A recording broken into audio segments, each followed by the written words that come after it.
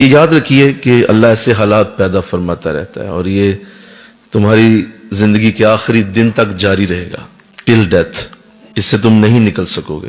بچپن میں تھے تو یہی سوچا کرتے تھے جوان ہوں گے تو ٹھیک ہو جائیں گے، آسانیوں کے دن آ جائیں گے.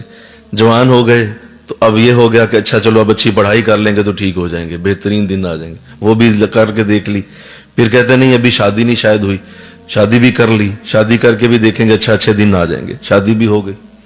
پھر اسی طرح مسائل رہ گئے. بولو اب نئے مسائل شروع ہو گئے. ہر چیز کا ایک نیا انداز ہوتا ہے. اس کے بعد یہ سوچ آ گئی کہ شاید ابھی بچے نہیں ہوئے، اس لیے ابھی شاید پریشانیاں دکھ ختم نہیں ہو رہے. چلو بچے بھی ہو گئے، اب بچوں کا ایک نیا جھنجھٹ چھوٹا ہے، اس کی ایک نئی پریشانیاں ہیں، وہ بھی اٹھانا شروع کر دیں.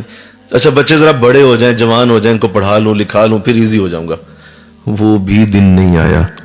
بتائیے یہ دن آئے گا کب؟ آپ اصل میں آپ کیوں اس میں پریشان ہیں؟ ایسا ہونا ہی نہیں ہے. اس کے بارے میں سوچنا چھوڑ دیں. یہ دنیا ایسے نہیں بنائی گئی. دنیا کو اللہ نے اونچ نیچ سے تخلیق کیا، تفاوت پیدا کیا.